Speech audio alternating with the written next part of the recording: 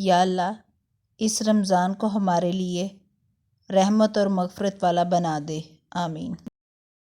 پھول تو بہت ہیں مگر گلاب کی بات ہی اور ہے، مہینے تو بہت ہیں مگر ماہ رمضان کی بات ہی اور ہے۔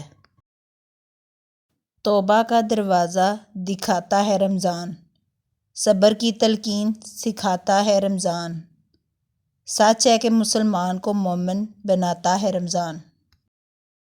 رمضان کا مقصد سحری اور افطاری کی فکر و اہتمام کے بجائے قلب نفس کی پاکیزگی کا اہتمام اور فکر ہے۔ آپ صلی اللہ علیہ وسلم نے فرمایا، جنت کا ایک دروازہ صرف روزے داروں کے لیے مخصوص ہوگا، اس سے روزے داروں کے سوا کوئی اور نہیں گزرے گا۔ یا اللہ اس ماہ رمضان کو ہمارے لیے رحمت اور بخشش کا ذریعہ بنا، آمین۔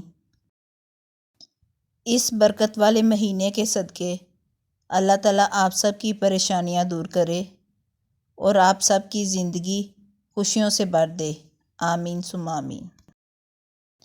دعا ہے کہ یہ مقدس مہینہ پوری دنیا میں امن لائے، آمین۔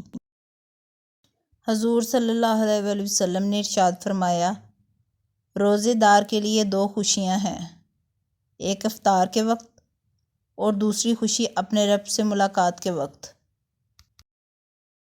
رسول اللہ صلی اللہ علیہ وسلم نے فرمایا کہ اللہ تعالیٰ فرماتے ہیں، انسان کا ہر عمل اس کی ذات کے لیے ہے سوائے روزے کے، کہ وہ خاص میرے لیے ہے، میں ہی اس کا بدلہ دوں گا۔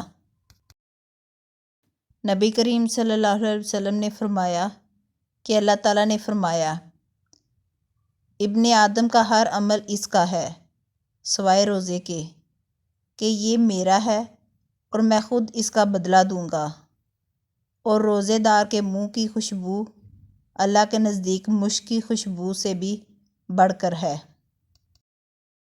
رمضان وہ مہینہ ہے جس کے پہلے 10 دن رحمت کے ہیں، دوسرے 10 دن مغفرت کے ہیں، اور آخری 10 دن تو آگ جہنم سے آزادی حاصل کرنے کے ہوتے ہیں۔